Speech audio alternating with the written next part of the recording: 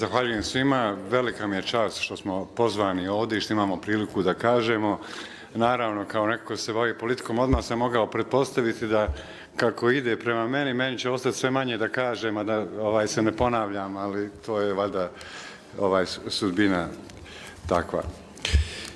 Ja bih samo nekoliko zaista stvari bih pokušao da kažem koje smatram da su dosta važne. Vi znate da je Dejtonski ustav isporučio građanima Bosne i Hercegovine jednu disfunkcionalnu i diskriminatorsku državu i da ne postoji unutrašnji politički konsenzus kako da popravimo ono što je napisano kao naš ustav u jednoj vojnoj bazi.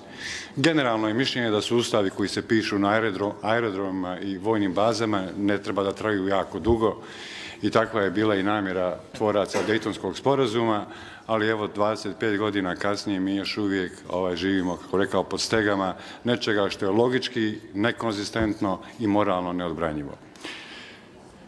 Govorim ovo iz razloga što je za Bosnu i Hercegovinu proces euroatlantskih inspiracija ono što je bila Amerika za migrante u 15. vijeku. Naša najbolja i posljednja nada da od Bosne i Hercegovine ponovo napravimo zemlju u kojoj žive njeni građani, koja je vlasništvo njenih građana, koji su različiti po svojoj etničkoj i vjerskoj pripadnosti, ali se svi osjećaju kao Bosanci i Hercegovci.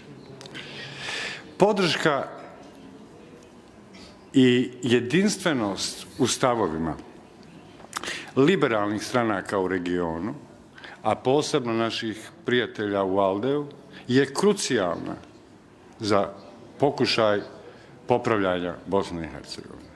Mi se, nažalost, često susrećemo, i moram reći zaista nažalost, da i od svojih liberalnih partnera, kada govore o Bosni i Hercegovini, primjenjuju drugačije kriterije, standarde i načine razmišljanja od onih koji inače krase liberalizam i od stavova koje prezentiraju u sopstvenim zemljama i u sopstvenim situacijama koje su njima bliske.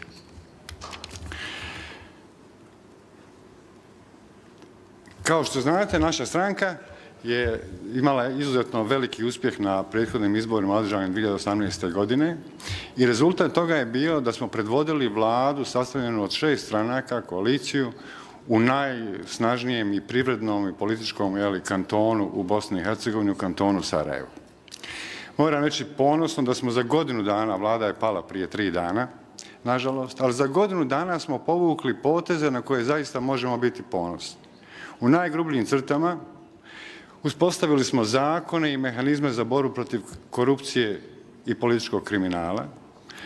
Izveli smo prvo ikada u Bosni i Hercegovini fiskalno rasterećenje malih i srednjih preduzeća, takozvanog realnog sektora, i organizovali, na što smo posebno ponosni, prvu paradu ponosa u Sarajevu koja je prošla bez ikakvih problema. Nažalost, 2 politička partnera, od kojih su jedni nominalno socijaldemokrati, i drugi pripadaju desnom spektru, su tajno ispregovarali novu parlamentarnu većinu sa Strankom demokratske akcije i ta vlada je, kako rekao, urušena. Prema posljednjim istraživanjima koje smo dobili prije par dana, 70% stanovnika kantona Sarajevo je bilo za ovu vladu.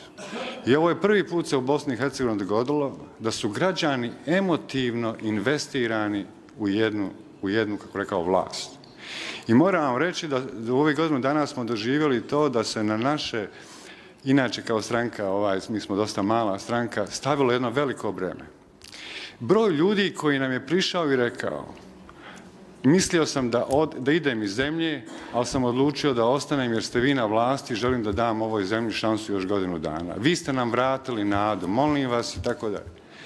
Ja sam to u početku doživljavao kao veliki kompliment, a moram vam reći da sada, nakon kada malo se to sve sleglo, doživljavam kao ogromno breme koje je palo na našu stranku. Nada da Bosna i Hercegovina može bolje, nada da Bosna i Hercegovina može ići prema Europi i NATO savezu, je najdeficitarnija moneta u Bosni i Hercegovini. I mi smo to uspjeli, barem u jednom malom dijelu, probuditi. Ali mislim da je ta nada, vjerovanje da neko društvo, da neka zajednica može bolje, generalno nešto što je deficitarno u europskoj politici i mislim da je to ono na čemu i socijaldemokrate i liberalne stranke moraju da rade. Kao što je rekao moj prethodnik, ljudi, građani, više ne donose racionalne odluke prilikom glasanja. Ja sam stvarno impresioniran rezultatima gospodina Zajeva i onog što je Makedonija uradila. U smislu procenta rasta BDP-a, u smislu broja otvorenih radnih mjesta.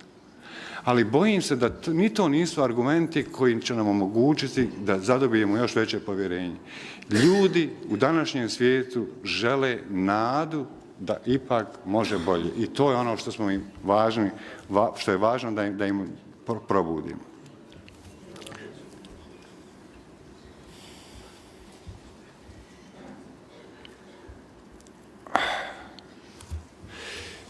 Stvari nisu, kako rekao, loše. Pala je vlada, ali kao što sam rekao, posljednja istraživanja pokazuju da naša stranka, odnosno da liberalizam stoji jako dobro. I ono što je nama posebno važno i što je možda, kako rekao, više u kontekstu ovoga skupa, sljedeća stvar.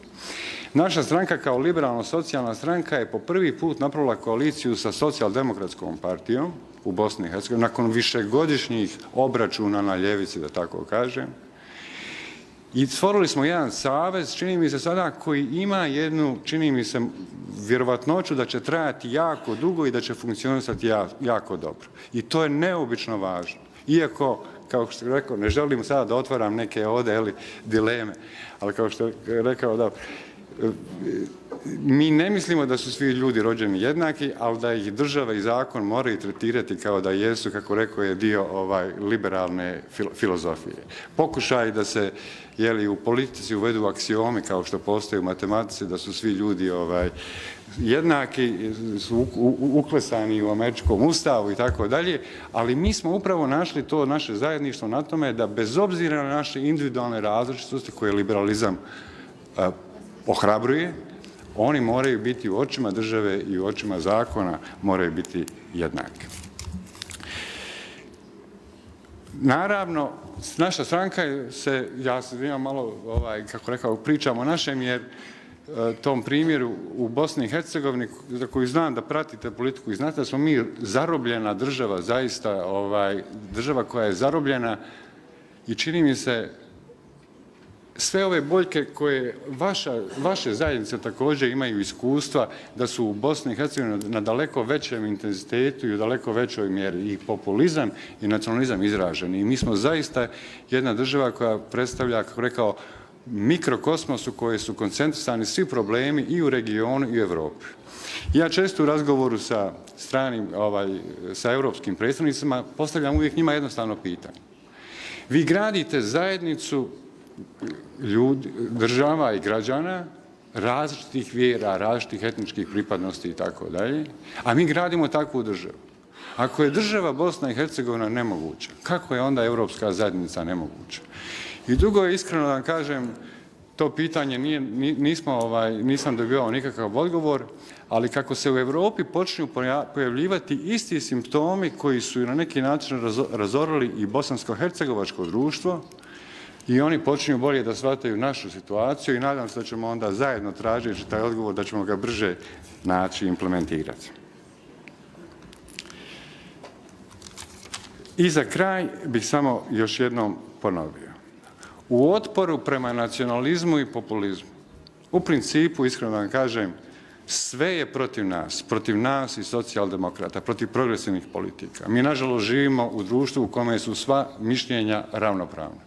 Ljudi koji kažu da je zemlja ravna ploča i ljudi koji kažu da je planeta okrugla, tretiraju to kao dva različita mišljenja. Vi svoje, mi ćemo svoje. Činjenici i argumenti više nemaju nikakvu, kako rekao, snagu. Ali zato, upravo zato, progresivne političke snage, kakve jesu liberalne stranke i socijaldemokratske stranke, moraju zbiti svoje redove. Moramo biti solidarniji. Moramo početi pružati otpor. I s ovim ću završiti. Upravo je taj naš liberalizam, da svako ima pravo na svoje mišljenje i da se ono podjednako uvažava, i doveo do svijet i Europu, ja bih rekao, do ove situacije u kojoj se sada nalazimo. Mi smo živjeli vrlo lagodno u jednom liberalnom svijetu 70 godina, misleći da su neke bitke koje smo završili 45. jednom zauvijek završene. Očigledno je da nisu i da se opet moramo mobilizirati, a možemo se mobilizirati i pobijediti ih samo ako se budemo zajedno i ako postanemo pomalo slijepi za naše delikatne, ja bih rekao, razlike. Albaniji i Makedoniji želimo puno sreće. Zaista iskreno, ja bih rekao, građani Bosne i Hercegovine su duboko bili razočarani i politički i emotivno odlukama lošim koje su donesene Europske unije. Nadamo se da će one u martu biti ispravljene i ne samo zbog vas, jer ukoliko se to ne dogodi, javnost Bosne i Hercegovine će sasvim sigurno početi drugačije razmišljati o svojim perspektivama u smislu europskih i euroatlantskih integracija. Eto, toliko za sada. Hvala vam.